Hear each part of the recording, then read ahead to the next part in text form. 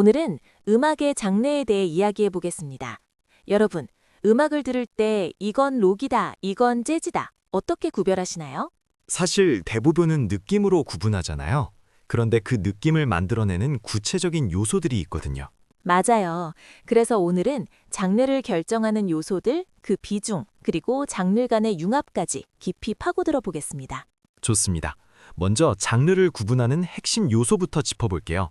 보통 리듬, 멜로디, 코드, 이 세 가지를 떠올리기 쉬운데 사실 이게 전부가 아니죠. 네, 전혀 아닙니다.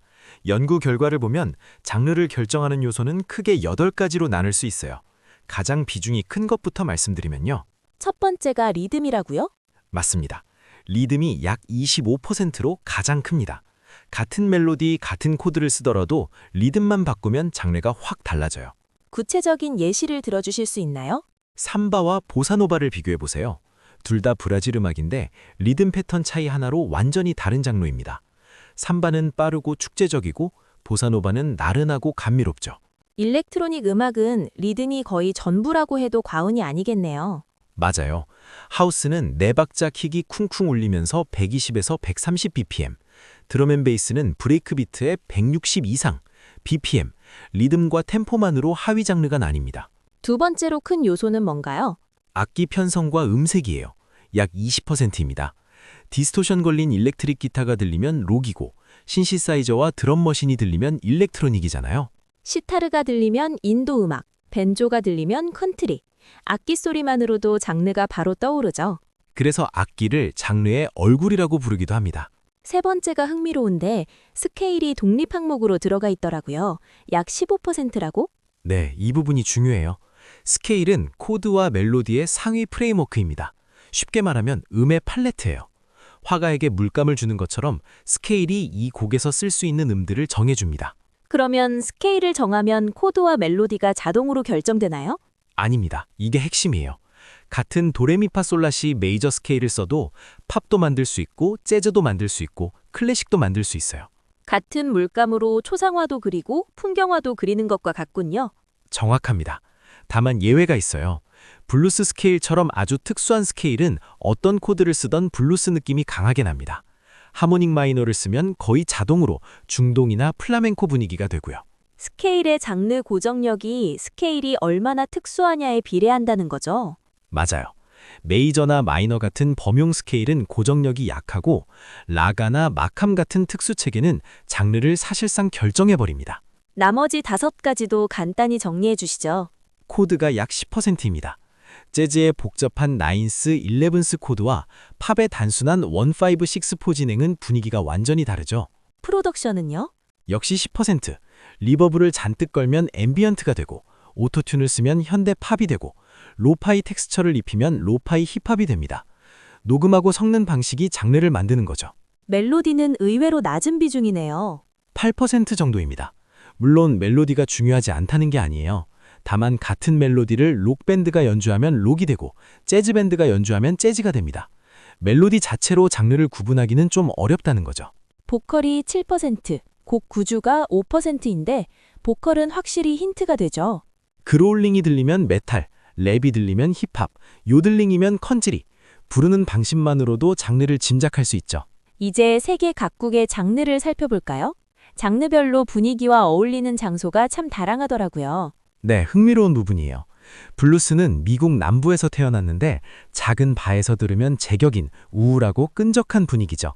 보사노바는 브라질인데 카페나 해변바에서 듣기 좋고 플라멩코는 스페인에서 열정과 비통함이 공존하는 맞아요. 그리고 한국의 판소리는 마당에서 한과 해악이 공존하고 일본의 엔카는 이자카야에서 듣는 애절한 향수. 각 나라의 문화가 그대로 녹아 있습니다. 분위기별로 묶어볼 수도 있죠. 우울한 기분에는 블루스, 바두, 탱고, 축제 기분에는 삼바, 칼립소, 아프로비츠, 클럽에서는 하우스, 테크노, 트랩, 명상할 때는 앰비언트, 뉴에이지, 인도의 라가. 이제 가장 재미있는 부분으로 넘어가죠. 전혀 다른 장르가 하나의 곡에서 만나면 어떤 일이 벌어지나요? 대표적인 예가 런 DMC와 에어로스미스의 워크 디스 웨이입니다. 힙합과 하드록이 만났어요. 거리의 랩과 경기장의 록 기타가 합쳐지면서 에너지가 폭발적으로 합산됐죠. 퀸의 보헤미안 랩소디는 한 곡 안에서 장르가 4번이나 바뀌죠? 발라드로 시작해서 오페라로 치솟았다가 하드록으로 터지고 다시 가라앉습니다. 감정의 롤러코스터를 한 곡에 담아낸 거의 유일한 성공 사례예요. 릴 나스엑스의 올드타운 로드는 컨트리와 트랩의 만남이잖아요. 벤조 멜로디 위에 808 베이스가 깔립니다.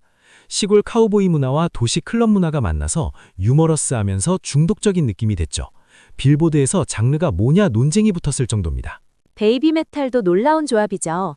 아이돌 팝과 헤비 메탈이라니. 초고속 메탈 리프 위에 귀여운 보컬과 안무가 올라갑니다. 귀여움과 파괴력이 동시에 작동하는 초현실적 경험이에요. 카와이 메탈이라는 완전히 새로운 장르가 탄생한 거죠. 이번에는 좀 더 정교한 융합을 살펴보죠.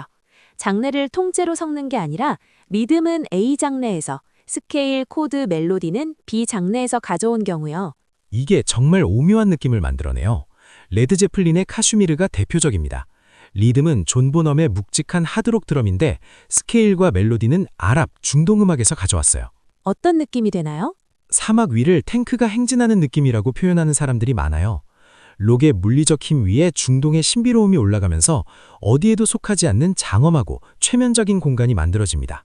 폴리스의 워킹 온 더 문도 비슷한 원리죠? 네, 리듬은 레게의 느긋한 오프비트인데 멜로디는 드리미한 뉴웨이브 팝이에요.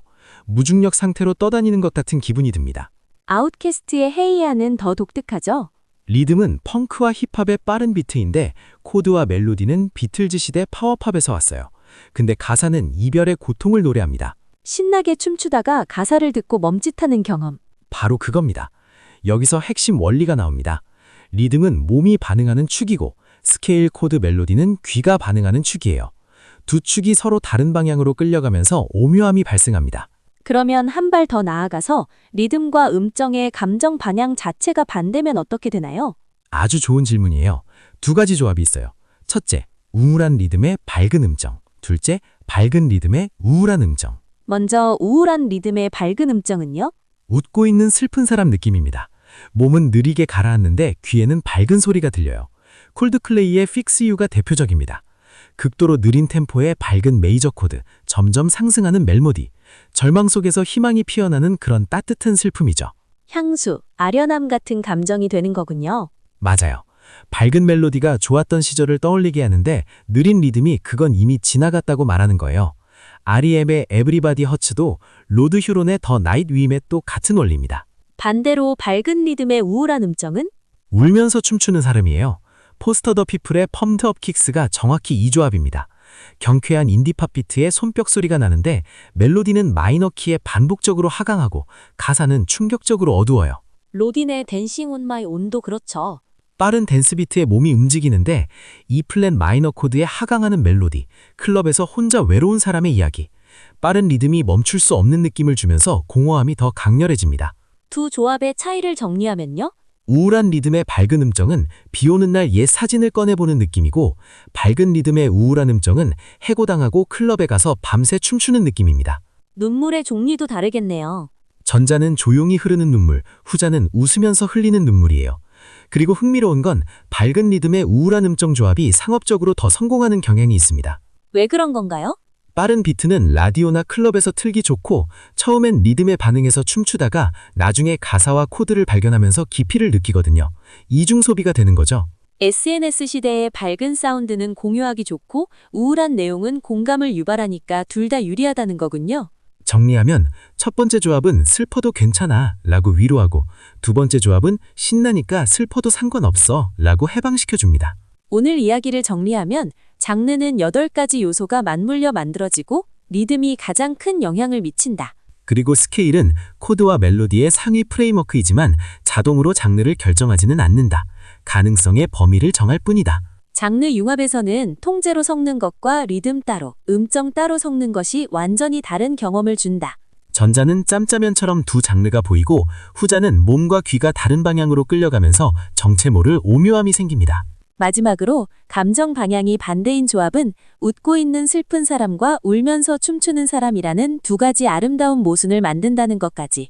마지막으로 음악의 장르란 결국 고정된 상자가 아니라 이 모든 요소들이 끊임없이 섞이고 새로운 감정을 만들어내는 살아있는 지도 같은 거죠. 내용이 유익하셨다면 구독과 좋아요 부탁드립니다. 많은 호응은 시리즈를 이어나가는 데 도움이 됩니다.